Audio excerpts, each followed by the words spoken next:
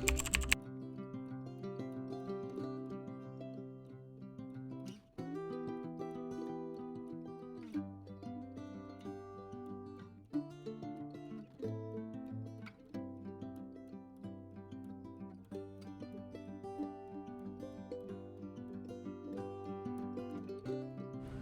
Everyone, আসসালামু আলাইকুম। আমি মুর্শেদা আলিয়া। আমার চ্যানেল বি উইথ আলিয়া থেকে আপনাদের সবাইকে আবারও স্বাগত জানাচ্ছি। দেশ এবং দেশের বাইরে, কাছে এবং দূরে যে যেখান থেকে আমার এই ব্লগটা দেখছেন তাদের সবাইকে জানাচ্ছি অনেক অনেক শুভেচ্ছা।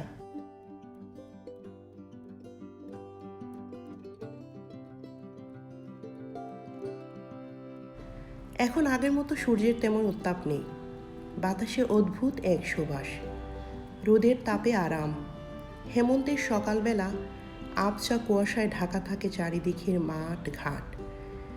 তবে এখানে শহরাঞ্চলে হেমন্তের বৈশিষ্ট্য কিন্তু কিছুটা ভিন্ন। এখানে একটু একটু করে দিনগুলো ছোট হয়ে আসছে আর দ্রুতই সন্ধ্যা ঘনিয়ে আসে, যে কারণে দিনের কাজকর্ম একটু তাড়াতাড়ি শুরু করাটাই ভালো। সকালবেলা ঘুম থেকে উঠে যদি কাজ শুরু করা যায় তাহলে কিন্তু দিনটা অনেক লম্বা পাওয়া যায় আর অনেক কিছু করা যায় সারা দিনে। তো আমি সকালবেলা ঘুম থেকে উঠে সবাইকে ব্রেকফাস্ট করিয়ে নিয়েছি, তারপরে কিচেনটা একটু গুছিয়ে নিলাম। আর এখানে বাসায় কিছু শুকনা মরিচ ছিল, ওগুলোতে একটু সাদা সাদা ফাঙ্গাস টাইপের পড়ে গিয়েছে, যে কারণে ভাবলাম যে এগুলোকে ধুয়ে তারপর রোদে শুকোতে দিলে ভালো হবে।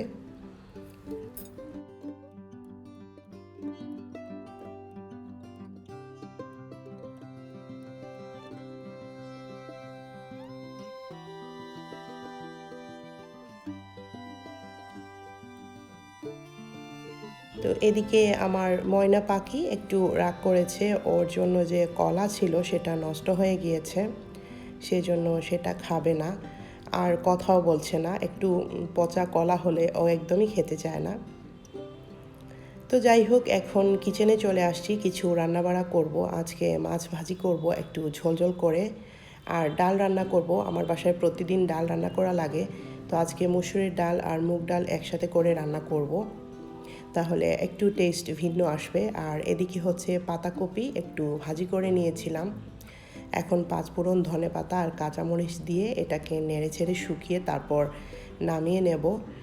আর বেশি কিছু আজকে রান্না করছি না, কারণ গতকালের টুকিটাকি কিছু রান্না রয়ে গিয়েছে। মাংসের তরকারিও আছে, তো যেগুলো দিয়ে আজকের চলে যাবে, সেই জন্য আর বেশি কিছু রান্না করছি না।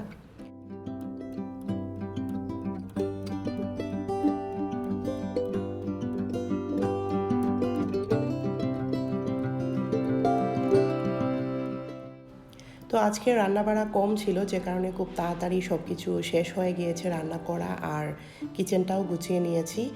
আর এদিকে হচ্ছে কিছু জলপাই আসছিল, আমাদের যে কাঁচা বাজার আসে সবজির বাজার, সেটার সাথে। তো জলপাইগুলো দেখলাম যে একটু নষ্ট মতো হয়ে গিয়েছে। গতকাল জলপাই দিয়ে টক রান্না করেছিলাম, তো তারপরেও অনেকগুলো রয়ে গিয়েছে। তো ভাবলাম যে আজকে খুব মজাদার ঝটপট একটা আচার তৈরি করে ফেলি আর আপনাদের সাথেও শেয়ার করে ফেলি। এই আচারটা তৈরি করা খুবই সহজ এবং খুব তাড়াতাড়ি ঝটপট তৈরি হয়ে যায়। তো আমি এখন আচারের জন্য জলপাইগুলো ভালো করে পরিষ্কার করে একটা হাঁড়িতে নিয়ে নিয়েছি। এখানে পরিমাণ মতো পানি দিয়েছি যেন জলপাইগুলো এই পানিতে সেদ্ধ হয়ে যায়। আর একটু হলুদের গুঁড়ো আর লবণের গুঁড়ো দিয়ে এটাকে এখন চুলায় বসিয়ে দিয়েছি। এটা জাল হতে থাকবে, একদম যখন নরম হয়ে যাবে তখনই এটাকে নামিয়ে নিতে হবে। অনেক সময় দেখা যায় যে জলপাইয়ের গায়ে একটু ফাটা ফাটা ধরে যায়, তখনই বোঝা যায় আসলে এটা একদম নরম হয়ে গেছে। তো এটা যদিও ফাটা ফাটা হয় নাই, তারপরেও আমি একটু চামচ দিয়ে দেখেছি এটা নরম হয়ে গিয়েছে। তো নরম হয়ে যাওয়ার পরে এখন আমি এভাবে টিপে এর ভিতর থেকে যে বিচিটা আছে সেটা বের করে নেব। তো একে একে আমি সবগুলো জলপাই থেকে বিচিগুলো বের করে আলাদা করে নেব।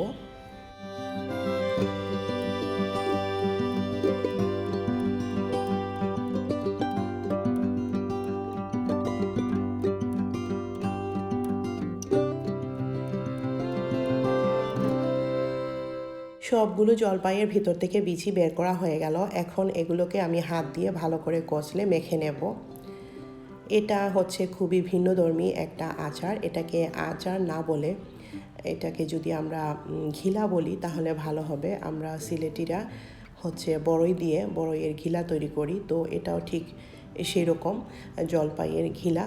আর এটা খুবই ভিন্নধর্মী একটা আচার, খেতে খুবই টেস্টি হয়, সবাই অনেক পছন্দ করে, ছোট বড়।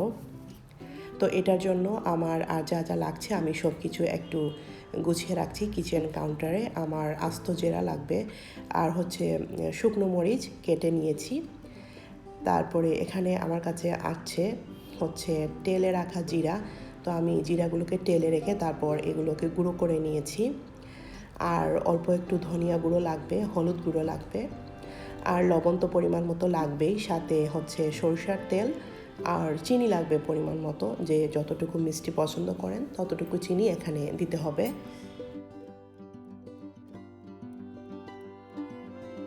তেল দিচ্ছি প্রায় 2 টেবিল চামচের মতো, খুব বেশি করেই দিলাম। ঠিক আছে, এখন এটা একটু গরম হবে, কারণ হচ্ছে কি সরষের তেলটা কিন্তু একটু গরম হতে হবে। তো সরিষার তেলটা একটু গরম করে নিতে হয়, না হলে কিন্তু একটু ফেনা ফেনা হয়ে যায়, সেই জন্য গরম করে নিলাম। এবারে এর মধ্যে কেটে রাখা শুকনো মরিচ দিয়েছি, আর এখানে হচ্ছে আস্ত জিরা ফোড়নের মতো দিয়ে দিচ্ছি।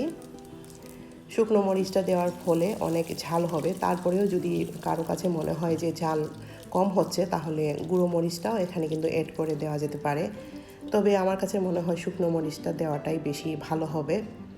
তো মরিচ আর জিরাটা যখন একটু মানে ক্রিস্পি হয়ে আসছে, তখনই আমি এর মধ্যে কচলে রেখেছিলাম যে জলপাইগুলো, সেগুলো দিয়ে দিচ্ছি।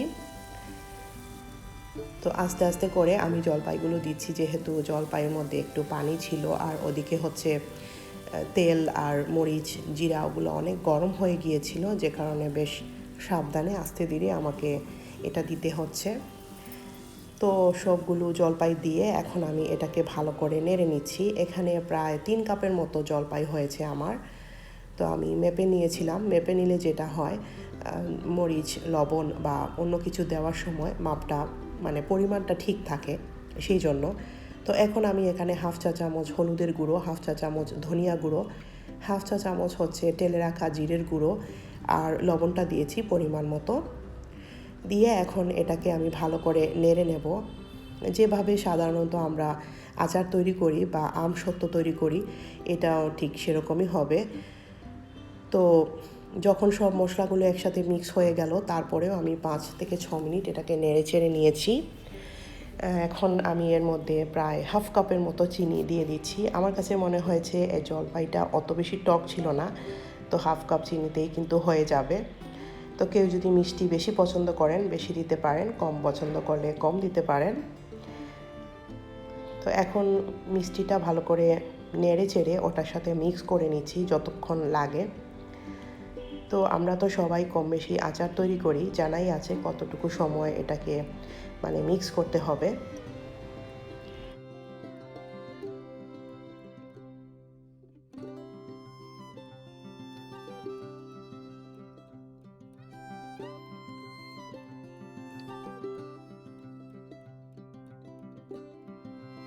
তো 15 থেকে 20 মিনিট এটাকে আমি নাড়াচাড়ার মধ্যেই রেখেছি। ননস্টিকি সসপ্যান হওয়াতে এটা নিচে লেগে যাওয়ার ভয় ছিল না, তারপরেও আমি এটাকে নাড়াচাড়া করে তারপরে শুকিয়ে নেওয়ার চেষ্টা করেছি।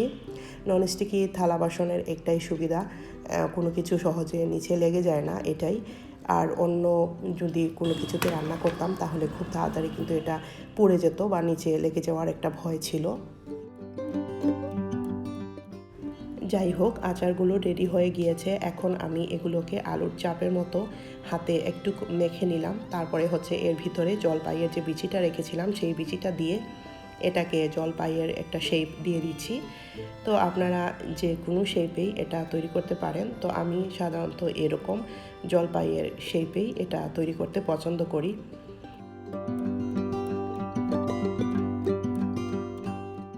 তো আমার কোন কোন ভিউয়ার্সরা জলপাইয়ের আচার খেতে পছন্দ করেন তারা অবশ্যই আমাকে কমেন্টসে জানিয়ে দেবেন, আর কী ধরনের জলপাইয়ের আচার আপনারা খেতে পছন্দ করেন সেটাও জানাবেন। আর আমার চ্যানেলে কিন্তু জলপাইয়ের আরেকটা আচারের রেসিপি আছে, সেটা আমি আস্ত জলপাই দিয়ে করেছিলাম। তো সেই রেসিপির লিঙ্কটা আমি এখানে ডেসক্রিপশন বক্সে দিয়ে দেব, আপনারা যদি চান তাহলে দেখে নিতে পারেন।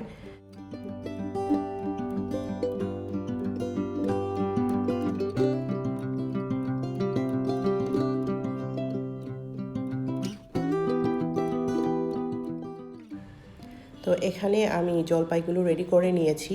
এখন হচ্ছে এই আচারটাকে রোদে দিতে হবে, যত বেশি রোদে দেওয়া যাবে তত বেশি এটা টেস্টি হবে। তো এখন আমি এটাকে রোদের মধ্যে দিয়ে দেব। এরপরে হচ্ছে বয়মে রেখে বয়মসহ রোদে দেওয়া যেতে পারে। আর এটা কিন্তু রোদ থেকে এনে তারপর খেলে বেশি টেস্ট হয়, একদম ঠান্ডা ঠান্ডা খেতে কিন্তু একদমই ভালো লাগে না।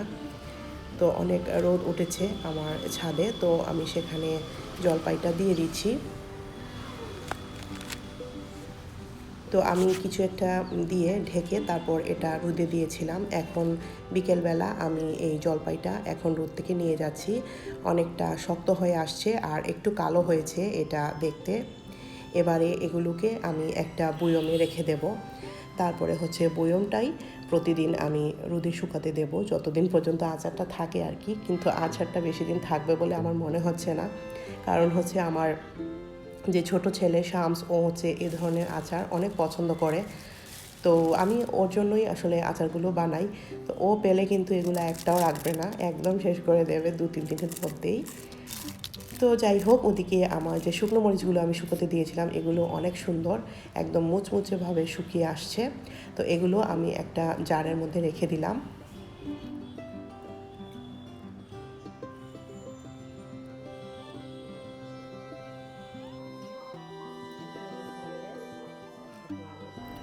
তো এখন আমি এই আচারগুলোকে বয়মে রেখে দিচ্ছি। আর এরই মধ্যে শামস হচ্ছে টের পেয়ে গেছে, ও চলে আসছে আচার খাওয়ার জন্য। তবে এই আচারগুলো কিন্তু অনেক দিন পর্যন্ত ভালো থাকে, প্রায় বছর খানিক এটা ভালো থাকে। তো প্রতিদিন না হলেও মাঝে মাঝে হচ্ছে নিয়ম করে এটা রোদে শুকিয়ে নিলে ভালো হবে। তো আজকের ব্লগটা আমি আর বড় করতে চাইছি না, এখানেই শেষ করব। যদি আপনাদের ভালো লেগে থাকে তাহলে অবশ্যই কমেন্টস করে জানাবেন, আর লাইক দিতে ভুলবেন না একদমই। আর যারা সাবস্ক্রাইব করেছেন তাদেরকে অনেক ধন্যবাদ, আর যারা এখনও সাবস্ক্রাইব করেননি তাদেরকে অনুরোধ করব আমার চ্যানেলটি সাবস্ক্রাইব করে নেওয়ার জন্য। তো সবাই অনেক ভালো থাকবেন, দেখা হচ্ছে নেক্সট ব্লগে। আল্লাহ হাফেজ।